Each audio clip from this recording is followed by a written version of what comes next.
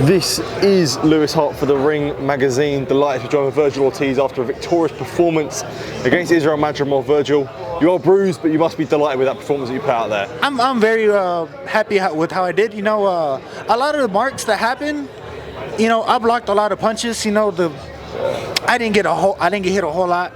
The cut happened because of a last-second headbutt. That could have been prevented, but you know what? It's okay. We came out with the win. I'm very happy with my performance, and we're just waiting for the next one. Yeah. As you say there about the cut, was it important to, I guess, navigate around that? Another box ticked for yourself, did you feel like? I'm sorry? Do you feel like another box tick there, as you say, like going through that sort of performance, dealing with a cut and dealing with everything like that? Well, the cut happened in the last 30 seconds, so it didn't even really matter. But, you know, whatever happens, I'm a resilient fighter. I will get through anything. Yeah. When it comes to facing Israil, you know, I think a lot of people felt like, you know, that was your hardest test to date. Did it feel like that in the ring? Would you say, you know, what did you make of Israil as an opponent as the rounds went on? Israil's a very smart opponent.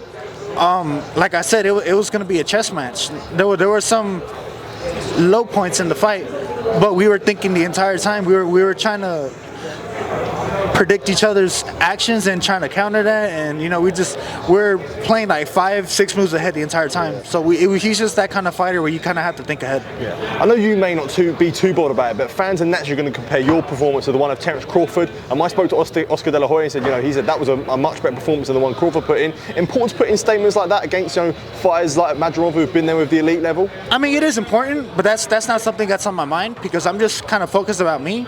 Me and Crawford are two different opponents. Two different fighters, I mean, but it is what it is. You know, the fans are going to think what they want. If they think that I did better, then I mean that's just better for me. Yeah, I know. I guess what is next now? You know, do you look at a Sebastian Fundora fight? I know you just said there in an interview with Boxing King Media. Anyone with the belts? You know, is it Fundora? You know, everyone's going to ask you about Boots Ennis. You know, are those sort of names that you would be targeting? Anyone with the belt. You know, we're chasing greatness. We want to fight the best fighters, and if someone's willing to give me a chance to fight for the belt, let's go for it. You know, Crawford has the WBA. I don't know if he's going to be fighting for if he's going to be defending it anymore. I was kind of hoping that they would have if he would have vacated it and made this in the WBA, we could have been unified. But, I mean, yeah. I mean, it kind of still feels like it anyways. Madrimov just had the WBA at the last fight. So, I mean, I just beat a world champion. Yeah. You know what I mean? So. Yeah. Well done tonight, Vergil. Top man. Appreciate it. Thanks.